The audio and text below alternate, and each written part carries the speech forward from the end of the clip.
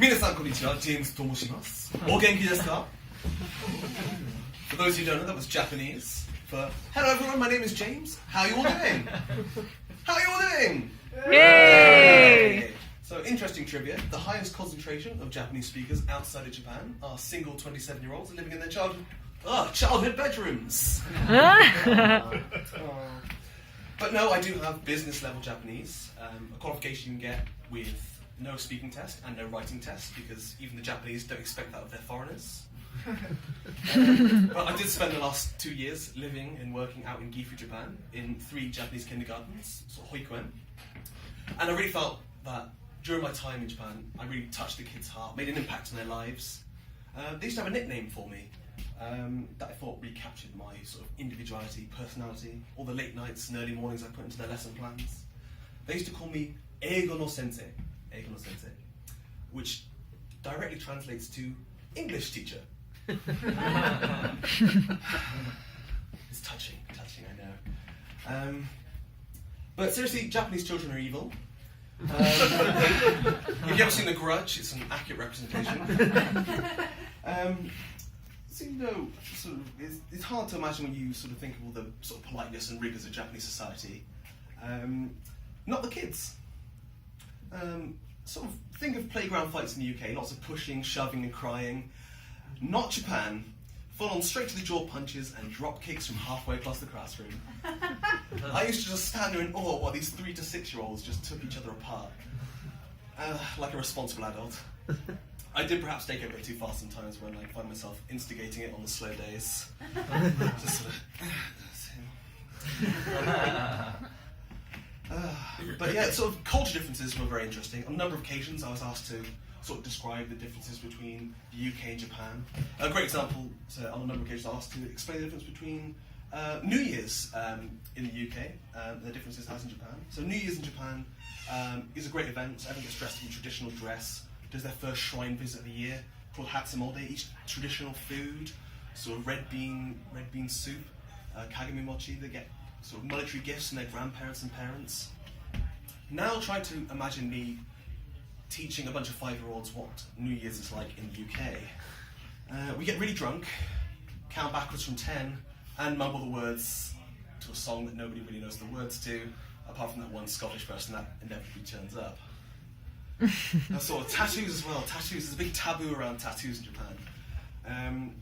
So this is sort of down to, so the Japanese Yakuza, the Yakuza, use big ornate back tattoos to sort of communicate to each other hierarchy in their society.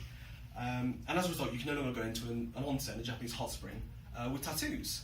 And I was thinking that seems a bit sort of overzealous to a Western audience. So tattoos are fine. And then I thought about it a bit harder, and we kind of have the same reaction to tattoos in sort of England. That's sort of arms are fine, legs are fine, sort of fine, criminal.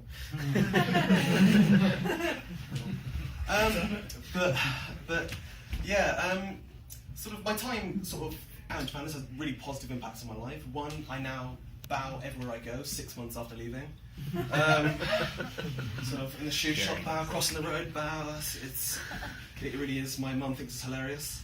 But I think the biggest positive influence, and the reason I can stand up in front of you lovely people, is the boost that teaching has had on my confidence. And there's one sort of thing that happened to me that I thought was perhaps seminal in my gaining of confidence, and that's the story of how I became immune to awkward silence.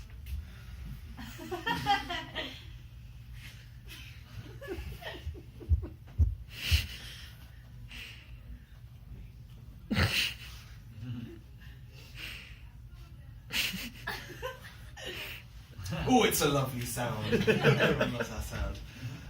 So every week I'd receive a breakdown of what I was teaching, who I was teaching and where.